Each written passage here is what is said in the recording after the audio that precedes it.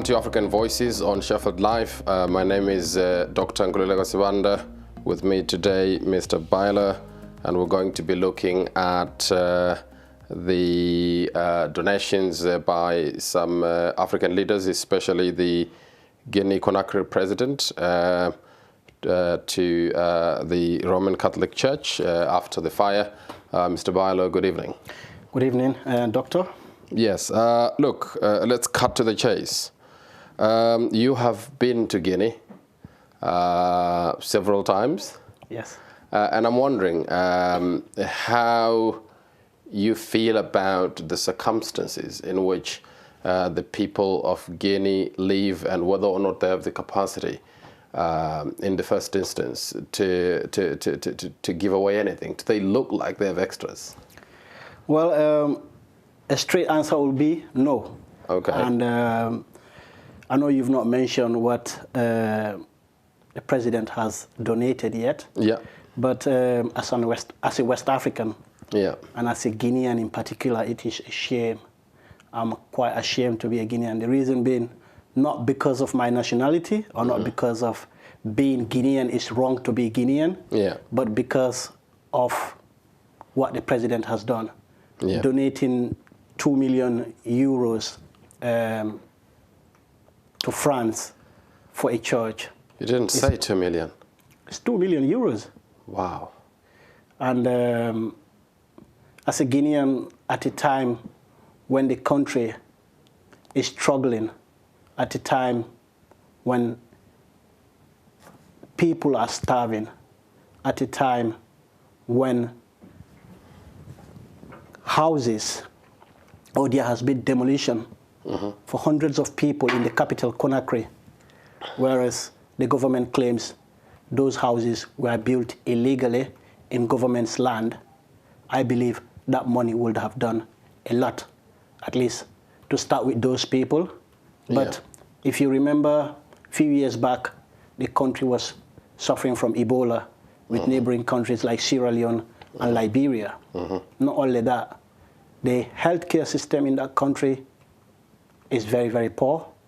The infrastructure is one of the worst in West Africa, or in Africa as a whole. Yeah. There are no roads, no electricity, and no proper healthcare. Yeah. So if the president has got that kind of money, or that amount of money, to be donating to countries like France, a former colony, that has done everything, when I say everything, everything negative to Guinea, because if you look at Guinea is one of those countries that regained independence very early in the late 50s. It was one of those countries that said no to colonization, we want total independence. And as a result, France punished them heavily by leaving the country with nothing. They left the country with no engineers, no proper infrastructure, and they went to countries like Senegal and Ivory Coast that welcomed them. They did a lot for those countries. But in Guinea, they left the country with nothing, and the country had to start from scratch in order to get back where it is today. And as we talk, up to now, the country is still struggling because the infrastructure that was there, the roads, those are all now old roads. Bridges are breaking, and in the monsoon or the rainy season time, because us in West Africa, we've got what we call the rainy season and the dry season.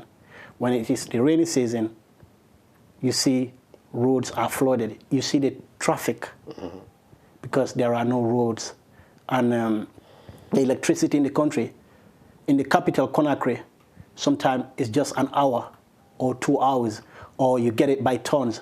If this area gets it tonight, it might take you 2 to 3, 4 working days without getting any electricity. So if the president has got that kind of money, why not invest it in the country, but to donate it to countries like France? So I'm very, very angry, and my heart boils that to see our own president can donate that such amount of money to countries like France. Yeah. I think that let's, in order to give context to what you've just said, and my heart sinks as I think about that, it's not that I think that giving is a bad thing. I think that it must be done in context and without causing harm. If Definitely. if you give in such a way that you cause harm to somebody else, then what exactly is the point of doing that? And these are the things that you've just highlighted, that Guinea doesn't have a consistent provision of energy, and France has provision of energy. And the church in France was going to be built whether or not Guinea had made donations. In fact, the Catholic Church would be known in many places in Africa as a church that has missions to do away with poverty. And when you have a president forgetting that part of the purpose of the church is to make sure that human beings have a fulfilling life and to help deal with poverty, and you have this president giving away money to a much richer country, it surely doesn't make sense. Let's get, Mr. Bailo, into you are Guinean yourself. Let's get into the what could be the impetus behind such a decision. Why would a president of a country that has no electricity, that has roads, that infrastructure that's totally collapsed, a country that has experiences bottlenecks in terms of traffic during business hours, why would a president running a country where people have no houses and are having their dwellings destroyed by the same government, why would such a president of such a country decide that it is necessary and important to do that? Is this a case where we simply say this guy has a corrupt intention, or are we saying that there is corruption on both sides here? Well, it depends which angle you take it from, but I don't want to focus on rumors here because he's not made it clear yet.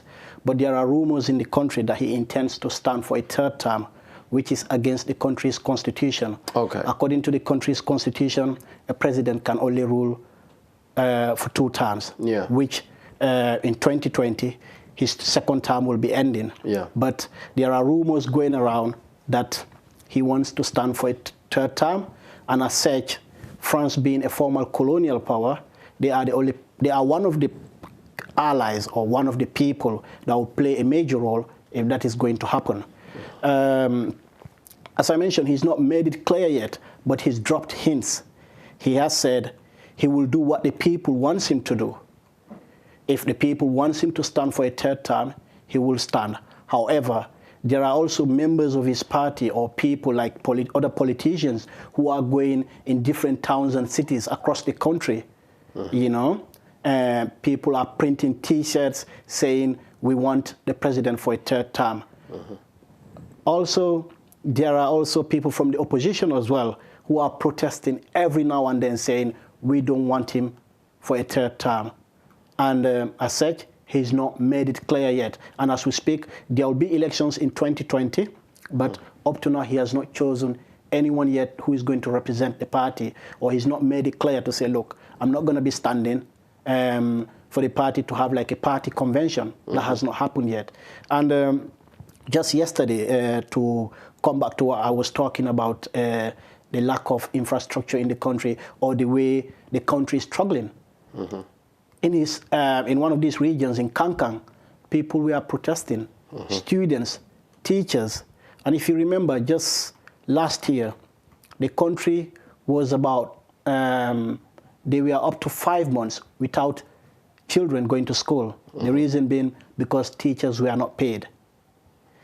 Teachers were asking for some increase in their payment, and the government said there was no money. So 5 months, teachers were not paid, children were not going to school.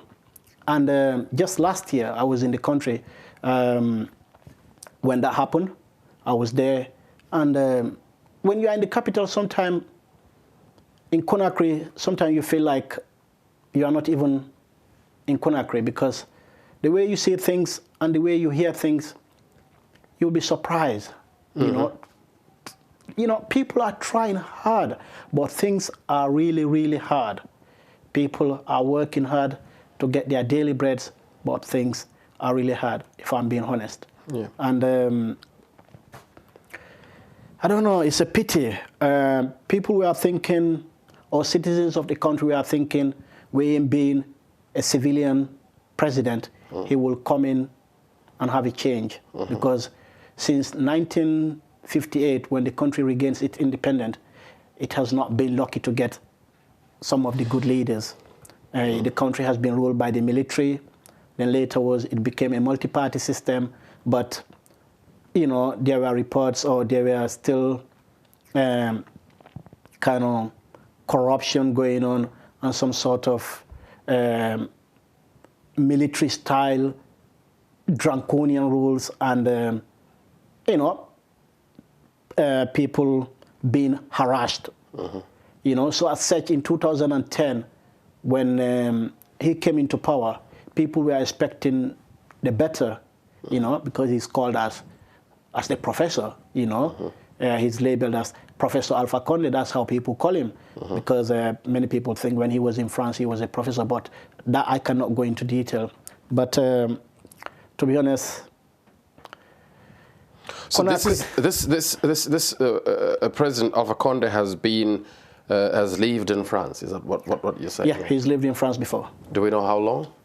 I can't tell how long, but I know during his time as an opposition, he used to come and go between Guinea and France. He used to live in France. Yeah. So it looks to me as though there's some form of corruption here, whichever way you look at it, between the powers that be in France, or at least in the friendship that President Alpha Conde has with France, where, because, look, how else do you explain him giving away 2 million euros to a place that's richer than him, when he has people that are suffering back home? And you make this point in a way that's raises emotions in me. When you say when you got into Conakry, with all the stories of a city, you go in there and you see on a daily basis faces of people that are struggling, trying to make ends meet, and that it doesn't look as honky-dory as one would expect life to be in the capital city. We experienced in the last few weeks where the government has ordered the destruction of people's houses and dwellings on the basis that they were built on government land. So there's a consistent thing here that I'm seeing, that this president, firstly, does not care about the livelihoods of his own people, the infrastructure and so forth. If you're going to destroy houses in a country that doesn't have enough housing, come on, go into parliament and make a law that legalizes those houses. From that moment on, make that land available for the people who've already built on it, so that you move forward instead of backwards. So you have a government that's moving the people of Guinea backwards, as far as I can see it. But then you also have, I think it seems to me as though he thinks that he has a friendship either with, I don't know, with God, with the Catholic Church, or somebody in France, where he thinks that he's got to do these extremely, in my view, extremely mindless acts of giving 2 million euros to a country as rich as France, or an institution that's headquartered in France, where the ordinary citizens of France, or the ordinary members of the Roman Catholic Church could have donated to serve this country. What's your thought about the sense that there is some corruption here in the relationship between President Alpha Conde and some institutions in France? Well, if you look at France in general, or most of their former colonies in Africa, they've got a huge influence over those countries that goes way back into colonization. If you look at most of the French or the former French colonies, they still pay some sort of dividends to France. So France isn't letting go. France is still somehow colonizing these countries. Well, you can say colonization, but either way, imperialism. It's a form of imperialism. It's like, as this guy said, this Ivorian artist, Jaffa Koli. He goes, when we found solution for slavery, they introduced colonization. When we found solution to colonization, they introduced what they call mondialization, which he meant to say like imperialism. And when you are looking to get the solution of imperialism, they're trying to call what they call negotiations or working together, collaborations. So France in general, if you look at Togo, Senegal, Ivory Coast, these are all countries that are still paying France the CFA. Guinea happens to be not to be paying for the France CFA because of, like I told you, in the 50s, Guinea decided they wanted total independence. What's a CFA? The CFA is a form of monetary fund in West Africa called the franc CFA. Mm-hmm. For you to be surprised, even France itself is not even using that money.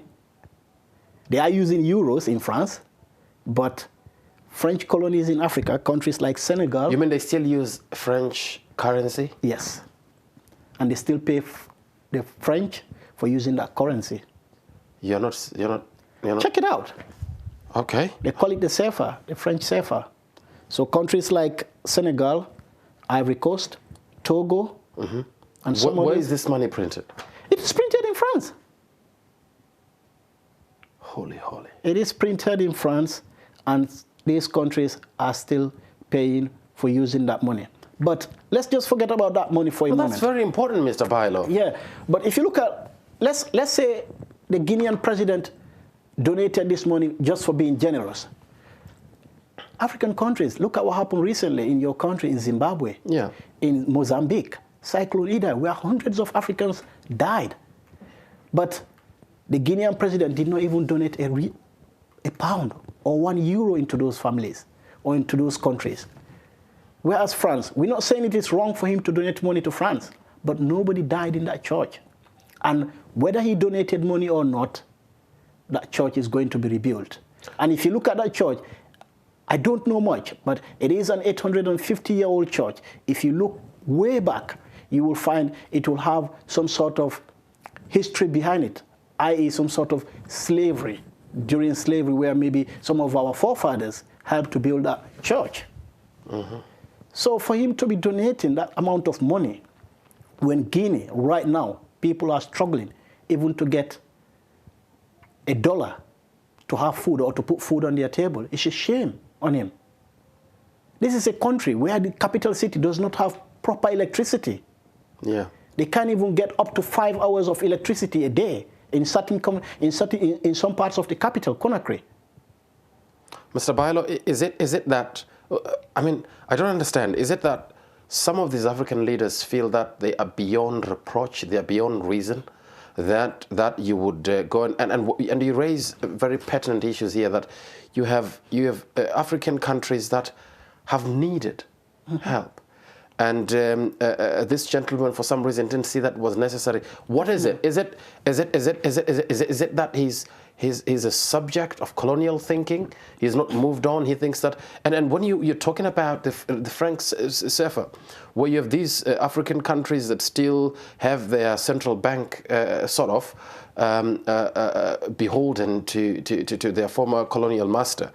Does this all tie in together and kind of show us a kind of people that are sort of still in the colonial sphere of thought? You know, Guinea-Conakry became, as you said, was one of the first few countries to become independent. Mm-hmm. And if it was, how hasn't he, in the time that Guinea has been independent, found the way, his way into thinking about, or into clarity of thought about the need for Africa to develop, about the need for Africa to have sustainable infrastructure that can help take the country and its people into the 21st century? Well, when the country had its independence, it was one of the founding fathers of the Pan-Africanism. Yeah. If you look, Kwame Nkrumah of Ghana, mm-hmm. Sékou Touré of Guinea, mm-hmm. they were the founders of this Pan-African society. Mm-hmm. You know, and Oliver Senghor of Senegal and Ivory Coast, mm-hmm. right? Then they had a vision. Mm-hmm. But this vision, for some reason, because of trust and because of not trusting one another among themselves, mm-hmm. and some who were still kind of loyal to their former colonial masters, mm-hmm. whatever they arrange, mm-hmm. the others will leave around and say, hey, everything is all fine, then go behind the others' back and negotiate deals. Yeah. So for some reason, the African Union, as you will know more than I do, mm-hmm. became like an organization with no say. If you look at even in the international world, all these African countries or the organizations that we've got, we always rely on the West. we're always relying on the international world to come and rescue us. How many times have you seen an African country or the African organization making their own decisions and implementing those decisions themselves without being helped by the West?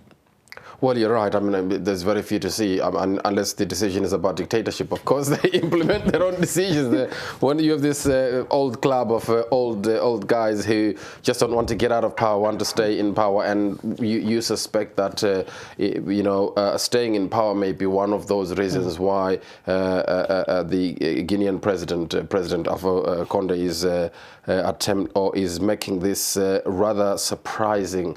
Has taken this surprising step of giving away a lot of money, 2 million. Let me tell you one thing for you to be surprised here. Yeah. In Guinea, the airport is controlled by the French.